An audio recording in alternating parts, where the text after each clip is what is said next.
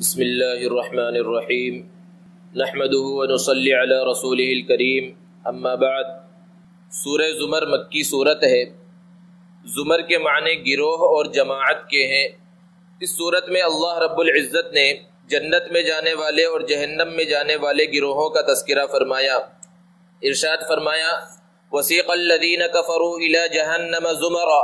کہ کافروں کو جہنم کی طرف گروہ در گروہ لے جایا جائے گا، اور پھر جب ان کے واسطے جہنم کے دروازوں کو کھولا جائے گا اور جہنم سے ان کو اندر داخل کیا جائے گا تو جہنم کا جو داروغہ مالک ہوگا وہ ان سے کہے گا کہ یہاں پر کیوں آئے ہو؟ کیا دنیا میں تم کو اللہ رب العزت سے ڈرانے والا کوئی نبی نہیں آیا تھا؟ تم نے اس کی بات نہیں مانی جس کی وجہ سے آج تمہیں یہاں پر آنا پڑا ہے۔ اور پھر کہا جائے گا ادخلوا ابواب جہنم خالدین فیہا، کہ جہنم کے دروازوں سے اس جہنم میں داخل ہو جاؤ اور اس میں تمہیں ہمیشہ ہمیش رہنا ہے۔ اس کے بعد اللہ رب العزت نے جنت میں جانے والے گروہ کا تذکرہ فرمایا اور ارشاد فرمایا وسیق الذین اتقوا ربهم الی الجنۃ زمرا، کہ اللہ سے ڈرنے والے جو لوگ ہیں ان کو جنت کی طرف جماعت در جماعت گروہ در گروہ لے جایا جائے گا، اور پھر ان کے واسطے جنت کے دروازوں کو کھول دیا جائے گا، اور جنت کا جو داروغہ ہوگا رضوان وہ ان سے کہے گا سلام علیکم طبتم فادخلوها خالدین، کہ تم پر سلامتی ہو، تمہارا آنا مبارک ہو، تم ہمیشہ ہمیش کے واسطے جنت میں داخل ہو جاؤ۔ تو یہ جنت میں داخل ہونے والا جو گروہ ہوگا یہ کہے گا الحمدللہ الذی صدقنا وعدہ، کہ ساری تعریفیں اس اللہ کے لیے ہیں جس نے اپنے وعدے کو پورا کر دکھایا اور ایسی زمین کا ہمیں وارث بنا دیا ہے جس کے بارے میں ہم دنیا کے اندر تمنا کیا کرتے تھے۔ اچھا کام کرنے والوں کو اللہ رب العزت اچھا بدلہ عطا فرماتے ہیں۔ اس صورت کے آغاز میں اللہ رب العزت نے قرآن مجید کی حقانیت کو بیان کرنے کے بعد نبی کریم صلی اللہ علیہ وسلم کی توسط سے پوری امت کو حکم دیا کہ فاعبد اللہ مخلصا لہ الدین، کہ اللہ کی خالص عبادت کرو۔ اور پھر اس کے بعد مختلف گروہوں کا اور مختلف قوموں کا اس صورت میں اللہ رب العزت نے تذکرہ فرمایا، اور 24ویں پارے کے آغاز میں اللہ رب العزت نے ارشاد فرمایا کہ فمن اظلم ممن کذب علی اللہ وکذب بالصدق اذ جاءہ،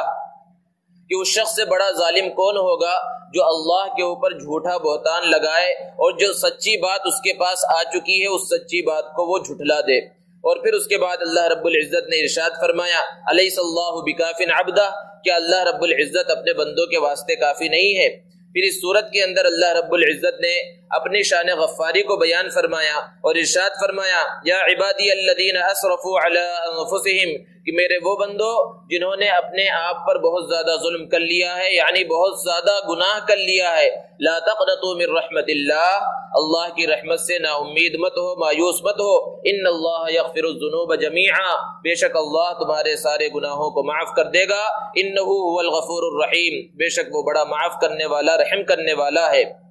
اور پھر اس کے بعد اللہ رب العزت نے ارشاد فرمایا کہ اپنے پروردگار کی طرف متوجہ ہو جاؤ اور اپنے پروردگار کی اطاعت کرو اس سے پہلے کہ وہ دن آ جائے جس میں تمہیں عذاب کے اندر مبتلا کیا جائے، ثم لا تنصرون، اور پھر جب عذاب آ جائے گا تو پھر کسی کی مدد تمہیں نہیں مل سکے گی۔ پھر اس کے بعد سورہ مومن ہے۔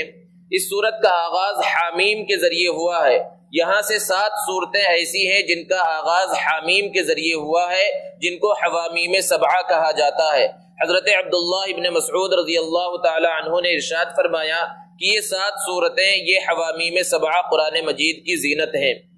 اس صورت کا ایک نام سورہ غافر بھی ہے، کیونکہ تیسری آیت میں اللہ رب العزت نے اپنی شان غفاری کی صفت کو بیان فرمایا اور ارشاد فرمایا غافر الذنب وقابل التوب شدید العقاب ذی الطول، کہ اللہ رب العزت کی ذات وہ ذات ہے جو گناہوں کو معاف کرنے والی ہے اور توبہ کو قبول کرنے والی ہے، اور ساتھ ہی ساتھ سخت عذاب دینے والی بھی ہے، یہ اللہ رب العزت کی ذات ہے۔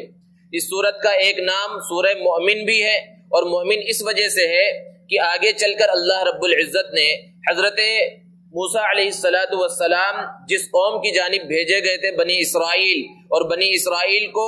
قیدی بنا لیا تھا اور اس پر ظلم کر رہے تھے فرعون اور اس کی قوم کے لوگ۔ فرعون کی قوم میں سے ایک شخص نے ایمان قبول کر لیا تھا اور اس نے اپنے ایمان کو چھپا رکھا تھا، اپنے ایمان کو ظاہر نہیں کیا تھا، لیکن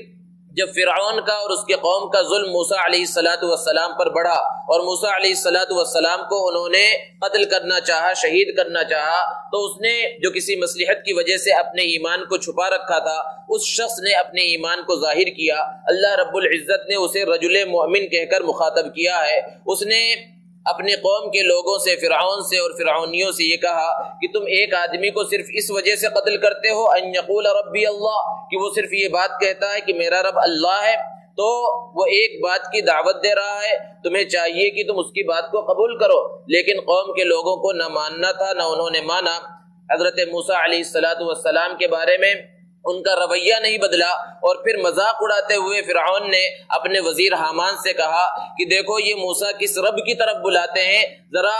ایک بہت بڑی عمارت بناؤ اور آسمانوں تک اونچی بناؤ اس عمارت کو، تاکہ میں اس عمارت میں چڑھ کر موسیٰ کے رب کو دیکھ آؤں، موسیٰ کے رب سے ملاقات کر لوں۔ حالانکہ فرعون اتنا بے وقوف نہیں تھا، وہ سمجھتا تھا اچھی طرح سے کہ وہ کتنی بھی بڑی عمارت بنا لے آسمانوں تک اس کی بلندی نہیں پہنچ سکتی، لیکن مذاق اڑانے کے واسطے اس نے یہ کام کیا اور اس طرح لوگوں کو اس نے بتلایا۔ قرآن مجید میں اللہ رب العزت نے صرف اتنی ہی بات کا تذکرہ کیا، اب آگے وہ عمارت بنائی گئی یا نہیں بنائی گئی قرآن مجید اس سے خاموش ہے، لیکن بعض مفسرین نے بیان فرمایا تاریخی روایتوں کو سامنے رکھتے ہوئے کہ ایک عمارت بہت اونچی حامان جو ان کا فرعون کا جو وزیر تھا اس نے بنوائی، اور چونکہ بہت زیادہ اونچی اس نے بنوائی اور بنیاد اتنی مضبوط نہیں تھی تو پوری تیار ہونے سے پہلے ہی وہ منہدم ہو گئی، گر گئی۔ اس صورت میں اللہ رب العزت نے عرش اٹھانے والے فرشتوں کا تذکرہ فرمایا اور ارشاد فرمایا الذین یحملون العرش ومن حولہ یسبحون بحمد ربہم، کہ وہ فرشتے جو اللہ رب العزت کے عرش کو اٹھائے ہوئے ہیں اور جو اس کے ارد گرد ہیں وہ اپنے پروردگار کی تسبیح بیان کرتے ہیں۔ ایک کام تو ان کا یہ ہے، اور دوسرا کام کیا ہے؟ یہ اس امت محمدیہ کی اور اہل ایمان کی خصوصیت ہے، وَيُؤْمِنُونَ بِهِ وَيَسْتَغْفِرُونَ لِلَّذِينَ آمَنُوا، اپنے پروردگار کی تسبیح کرتے ہیں، اللہ پر ایمان لاتے ہیں اور ایمان والوں کے واسطے مغفرت کی دعا کرتے ہیں۔ عرش اٹھانے والے فرشتے مومنین کے لیے مغفرت کی دعا کرتے ہیں، اور کس انداز میں دعا کرتے ہیں اللہ نے اس کو بھی بیان فرمایا، ربنا وسعت كل شيء رحمة وعلما فاغفر للذين تابوا واتبعوا سبيلك وقهم عذاب الجحيم، کہ ہمارے پروردگار جن لوگوں نے توبہ کیا ہے تو ان کی مغفرت فرما اور ان کو جہنم کے عذاب سے بچا لے۔ اور اس طرح دعا کرتے ہیں ربنا وادخلهم جنات عدن التي وعدتهم، کہ ہمارے پروردگار جنہوں نے ایمان قبول کیا ہے ان کو ایسی باغات کے اندر داخل فرما جس کا تو نے ان سے وعدہ کیا ہے۔ اس انداز میں دعا کرتے ہوئے آگے اللہ نے اور بیان فرمایا وقهم السیئات، اور ان کو برائیوں سے گناہوں سے بچا، ومن تق السیئات یومئذ فقد رحمتا، اور جو گناہوں سے بچ گیا تو اس دن تیرا رحم ان کے اوپر شامل حال ہوگا، اور یہ کامیاب ہونے والے ہیں، ان کو بڑی کامیابی ملنے والی ہے۔ اس کے بعد سورہ حامیم سجدہ ہے۔ اس سورت کا آغاز بھی حامیم کے ذریعے ہوا ہے۔ اس سورت کے آغاز میں اللہ رب العزت نے قرآن مجید کی حقانیت کو بیان کرتے ہوئے ارشاد فرمایا کتاب فصلت آیاتہ قرآنا عربیا لقوم یعلمون، کہ قرآن مجید ایک ایسی کتاب ہے جس کی آیتیں واضح ہیں، اور یہ عربی زبان کے اندر یہ قرآن مجید ایسی قوم کے واسطے نازل کیا گیا ہے جو اس کو جانے۔ اور یہ قرآن مجید جو اللہ رب العزت نے نازل فرمایا یہ ڈرانے والا ہے، خوشخبری سنانے والا ہے، لیکن ان میں سے اکثر لوگ، یعنی جو پہلے مخاطب ہیں، جو کفار مکہ ہیں، مشرکین مکہ ہیں، ان میں سے اکثر لوگ اعراض کرتے ہیں اور اس کو سنتے نہیں ہیں۔ اور قرآن مجید جب ان کے سامنے پڑھا جاتا ہے، نبی صلی اللہ علیہ وسلم ان کو سناتے ہیں تو کیا کہتے ہیں؟ وَقَالُوا قُلُوبُنَا فِي أَكِنَّةٍ مِّمَّا تَدْعُونَا إِلَيْهِ، کہ ہمارے دلوں کے اندر پردہ پڑا ہوا ہے، ہمارا دل غفلت سے بھر چکا ہے، وَفِي آذَانِنَا وَقْرٌ، ہمارے کانوں میں ڈانٹ پڑے ہوئے ہیں، وَمِن بَيْنِنَا وَبَيْنِكَ حِجَابٌ، اور ہمارے اور آپ کے درمیان ایک پردہ پڑا ہوا ہے، ہم کو آپ کی بات سمجھ میں نہیں آتی۔ اس انداز میں اللہ کے رسول صلی اللہ علیہ وسلم سے جب انہوں نے کہا تو اللہ کے رسول صلی اللہ علیہ وسلم کو حکم ہوا کہ آپ ان کے سامنے اپنا تعارف پیش کیجئے اور کہیے انما انا بشر مثلکم، کہ میں تمہاری طرح ایک انسان ہوں، یوحا الیہ، ہاں فرق یہ ہے کہ اللہ نے مجھے نبی بنایا ہے اور میری طرف وحی آتی ہے، انما الہکم الہ واحد، اور اس بات کو غور سے سن لو کہ تمہارا معبود ایک معبود ہے، فاستقیموا الیہ واستغفروا، اس کو مان لو اور اس سے مغفرت طلب کرو، وویل للمشرکین، اور مشرکوں کے واسطے تباہی اور بربادی ہے۔ الذین لا یؤتون الزکاة وهم بالآخرة هم کافرون، کہ جو لوگ زکوٰۃ ادا نہیں کرتے اور آخرت کا انکار کرتے ہیں۔ پھر آگے اللہ رب العزت کا یہ اسلوب ہے، یہ طریقہ ہے کہ جہاں جہنمیوں کا تذکرہ آتا ہے وہاں جنتیوں کا تذکرہ فرماتے ہیں، جہاں اہل ایمان کا تذکرہ آتا ہے تو کفار کا بھی تذکرہ آتا ہے۔ تو چونکہ پہلے کفار کا تذکرہ آیا تو اس کے بعد اللہ رب العزت نے ایمان والوں کا تذکرہ فرماتے ہوئے ارشاد فرمایا ان الذین آمنوا وعملوا الصالحات لهم اجر غیر ممنون، کہ بے شک وہ لوگ جو ایمان لائے اور جنہوں نے اچھے اعمال کیے ان کے لیے بے حساب اجر ہے۔ اس صورت کے بارے میں مفسرین نے ایک شان نزول لکھا ہے کہ عتبہ جو مشرکین مکہ کا ایک سردار تھا، اور مشرکین اگرچہ انہوں نے ایمان قبول نہیں کیا تھا لیکن وہ قرآن مجید کو سنتے تھے، اور بہت سے قرآن مجید کو سن کر ایمان کے قریب ہو جایا کرتے تھے، اور بہت سے لوگ آہستہ آہستہ جب ایمان قبول کر رہے تھے، خصوصاً حضرت حمزہ رضی اللہ تعالیٰ عنہ اور حضرت عمر رضی اللہ تعالیٰ عنہ نے جب ایمان قبول کر لیا تو مشرکین مکہ کے اندر ہلچل مچ گئی، اور عتبہ نے یہ کہا کہ میں حضور اکرم صلی اللہ علیہ وسلم کے پاس جا رہا ہوں، ان کے سامنے کچھ تجویزیں رکھوں گا، کچھ ان کو جو ہے ایسی انعامات کے لالچ دوں گا کہ جس سے وہ یہ کام کرنا چھوڑ دے، اللہ کی طرف بلانا چھوڑ دے۔ اللہ کے رسول صلی اللہ علیہ وسلم کے پاس آیا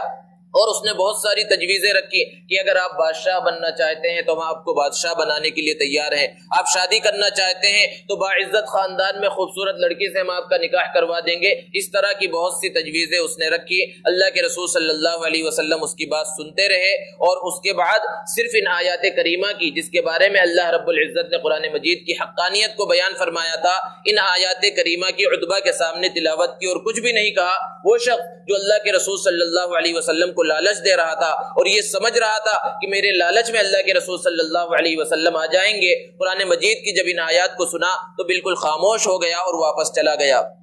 جیسا اس صورت کے آغاز میں اللہ رب العزت نے قرآن مجید کی حقانیت کو بیان فرمایا، اور بہت سے مشرکین مکہ تھے جو قرآن کے قریب ہوتے تھے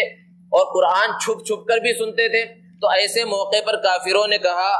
وقال الذین کفروا لا تسمعوا لهذا القرآن، کافروں نے خود کافروں سے کہا، اپنے ساتھیوں سے، اپنے ہم مذہبوں سے کہا لا تسمعوا لهذا القرآن، دیکھو اس قرآن کو مت سنو، والغوا فیہ لعلکم تغلبون، اور پھر جب قرآن کہیں پر پڑھا جاتا، اللہ کے رسول صلی اللہ علیہ وسلم پڑھتے، یہ صحابہ پڑھتے، تو وہ لوگ کہنے لگے کہ ایسے موقع پر تم خوب شور مچاؤ تاکہ قرآن مجید کی آواز تمہیں سنائی ہی نہ دے۔ پھر اس کے بعد اللہ رب العزت نے بیان فرمایا وَمَنْ أَحْسَنُ قَوْلًا مِّمَّنْ دَعَا إِلَى اللَّهِ وَعَمِلَ صَالِحًا وَقَالَ إِنَّنِي مِنَ الْمُسْلِمِينَ، کہ اس شخص سے زیادہ اچھی بات کس کی ہو سکتی ہے جو اللہ رب العزت کی طرف بلائے اور اچھے اعمال کرے اور یہ کہے کہ میں فرما برداروں میں سے ہوں۔ وَلَا تَسْتَوِي الْحَسَنَةُ وَلَا السَّيِّئَةُ، نیکی اور برائی، نیکی اور بدی یہ دونوں برابر کبھی بھی نہیں ہو سکتے۔ اللہ رب العزت سے دعا ہے اللہ تبارک و تعالی ہمیں قرآن مجید پر عمل کرنے کی توفیق عطا فرمائے۔ وآخر دعوانا